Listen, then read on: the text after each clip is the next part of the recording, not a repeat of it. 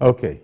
Our guest this morning, I don't believe that he'll be the happiest of guests because very late in the day, he's found himself in troubled waters. His party, ADC, purportedly, a faction of it has thrown in with Labour Party, and he's saying that it just doesn't wash. He is still the ADC presidential candidate. Now, the thing I wanted to ask you is that how does INEC is going to be astride all of this? So how does INEC know who exactly is the bona fide candidate of ADC? Enlighten us a bit on that. So it's not an issue with INEC because INEC knows who the candidate is. You always have criminal elements, and I see that happening in many parties.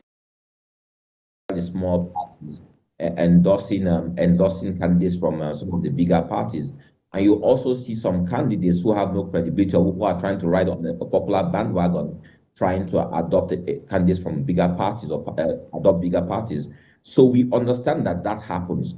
Again, you said I'm an annoyed person. Yes, I'm annoyed. The reason why I'm annoyed is the fact that Peter B, who seems to sell himself as someone credible, will have endorsed or accepted an endorsement from a fringe faction of my party.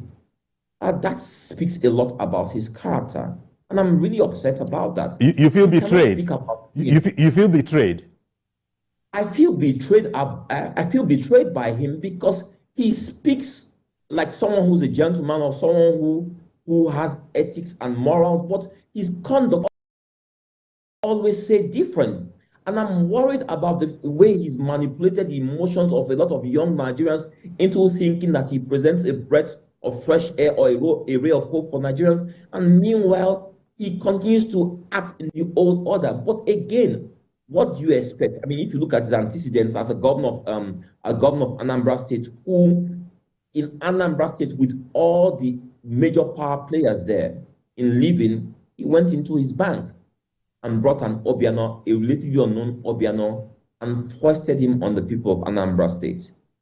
That is the man that they tell us is Mr. Credibility, who is the man that is going to bring a fresh breath air to Nigeria. Okay. We can't say this. I mean, you saw, we all read the Premium Times investigative report. This is a man that breached 3 cardinal laws. He did declare his assets, he maintained foreign bank accounts, and a private company as a public official. Now, the question you ask is this. They call him Mr. Credible, Mr. Integrity, and we know all this. And I worry when I see churches bring this man on their pulpit where they worship God and say he's a good man. Even our Lord Jesus said, "Don't call me good man, only the Lord is good, only God is good." Okay. We see this hypocrisy going on everywhere, and it's so annoying. All right, one moment, Mr. Kachikwu. I beg your pardon for interrupting you, but Edwin has come on the line, a viewer in Oshodi. Good morning, Edwin. Good morning, Uncle Yoy. Good morning, sir. Please continue.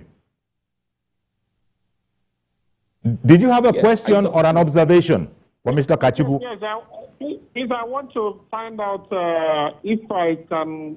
I didn't do during the time they are doing.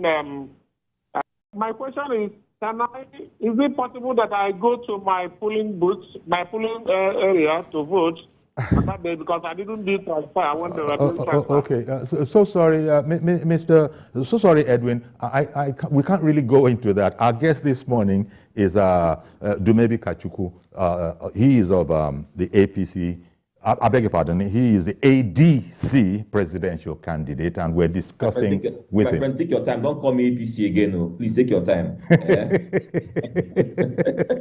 So I was just explaining to Edwin that I can't go into what he's asking. I wanted him to ask you a question if he had any.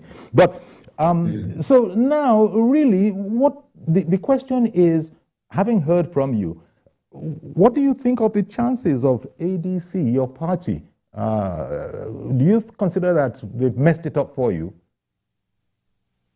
I consider that things are extremely tough for my party going into this race. We faced betrayal from INEC in the first place. We've seen what division within the party can do. But ultimately, I continue to believe that it's not over until it's over.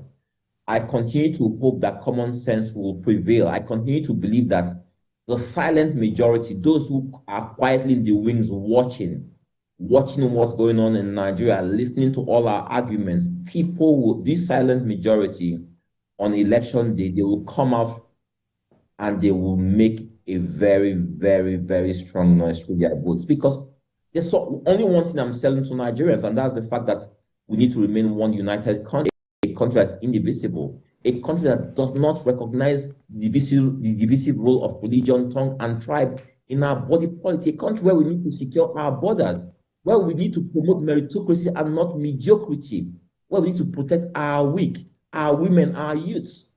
A country that has to work for everyone, where the law is equal to every Nigerian. This is a Nigeria that we need to bet. A country where we need to have a common charter that defines us under the green, white, green of our flag.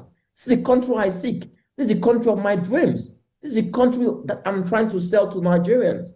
We cannot continue to live in the past. I refuse to fight the wars my fathers fought. That's not my war. That's not the war of my children. We need to fight. Okay. Sorry, I was going to say that here we are on Wednesday. They say 24 hours is an eternity in politics. The election is on Saturday. As politicians often do you think there's still room for some sort of a midpoint to be reached and for your position to adjust? Because right now you're standing on principle and you're saying, I am still the candidate. I'm not stepping down for anybody. But the 24 hours being an eternity in politics, might one be hopeful that some sort of a midpoint can be reached and indeed you might go the way of the majority? Or is this, all or nothing? Let me help you answer your question very well. Will there be an alliance, a merger, an amalgamation, what have you? I will say this categorically, right? I am in this race till the last minute. And if miracle happen, I want to assure us is the Labour Party or P2B. Okay. All right. We need to take Nigeria in a completely different direction. Okay, that's clear, sir. That's clear, sir. Let me quickly bring in Michael. Michael has called in from Alimosho. Good morning to you, Michael. Sir, good morning, sir. Thank you. Yeah, I'm calling on behalf of what Mr. Kachikwu, the ADC presidential candidate, is saying about Labour Party. Good morning. Good morning, sir. Good morning. Yeah, I'm calling on behalf of what Mr. Kachikwu, the ADC presidential candidate. He said, please, Mr. Kachikwu, I want to ask you a question. About the Labour Party presidential Quickly, candidate. your question, please. Your question, please, Michael. Okay, please, I want to ask this. People have been decamping to another party. Why do you pick more offense, and why do you take it more personal to Mr.? Yeah, that's my question. Okay. I said, you think he's being personal? Sorry, let me help you a bit. Is your question that why are you so personal about P2B? Is that your question? Because you've spent too much time on it. Is that your question? The Labour Party presidential candidate. Okay, he's gone, but... I understand his question. Please go ahead, Mr. Kachikwu. Let me answer his question. Sure. Let me answer. I understand his question. You are right. If you say I am a bit sensitive and I'm taking it personal on the Labour candidate, Mr. P2B, let me tell you why. Because my party, the alliance with that has an ethnic or religious undertone, one. Number two, my party cannot be in alliance with any party where they are mobbing people, where they threaten people. If you see the kind of stuff I'm seeing online and what they do on my pages, I cannot seem or be seen to be endorsing that. Number three, let me say this. I have fought for Nigeria as a student. I have fought for Nigeria all my life. I don't want anybody who does not understand what it means to have a united Nigeria, who because of power will do anything to put my country, the only country I have, in danger or in harm's way. And I see what's going on with the anger of Nigerians that is being mismanaged by Peter Obi and the Labour Party. I am worried. Like any parent, like any Nigerian will be worried. I am extremely worried. It's the only country we have. People are rightfully angry because the last 8 years have been horrendous. We have all suffered. So people are angry. People want change. Okay. But if we speak about change, it must be in the right direction, not in the wrong direction, not more of the same. So 8 years ago, people were angry. And because they were angry, we brought in Buhari. Look at what happened to us. And want to make the same mistake again with Peter Obi. Okay. God forbid. So it's absolutely not. An alliance or a moving closer to each other is out of the question. Therefore, we're almost out of time. So maybe you should just take a few moments to speak to, your loyal ADC, supporters. Just so let them hear from you on account of this in terms of the election on Saturday. My dear ADC family members and my dear Nigerians, I know a lot of you are hurt and grieved by what you saw last few days. I've seen your messages, I've heard you, and this is why I'm speaking today.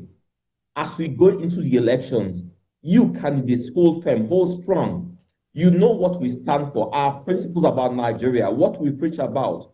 We are unshaken, we remain resolute. I will never ever ask you to form an alliance with anyone who does not have the best interest of Nigeria at heart.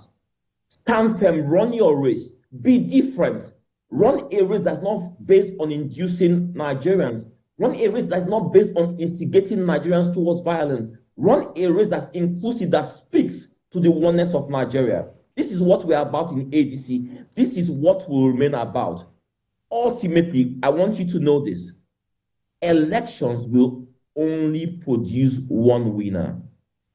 If we love Nigeria, if we care about Nigeria, we need to understand this. We don't all have to serve or be in office. We can serve Nigeria in many ways. I have served Nigeria all my life in many ways. I don't have to be in office to serve Nigeria. So I will never advocate for the destruction of Nigeria or allow people die over my ambition. And this is my message to all our candidates. Okay. Remain resolute, pursue your mandate till the very end, and fight for a better Nigeria. I want to thank you very much for coming on our program this morning, Mr. Dumebi Kachikwu, AD presidential candidate with words. ADC. Take your time, ADC. ADC. Okay, I won't use acronyms anymore. The African Democratic Congress. Thank you very much for coming on our show. ADC. Not to be confused with another party that sounds similar. This is ADC. Thank you very much, Mr. Kachikwu. Thanks for having me. All right, then. So that's the first half of our program. We'll take a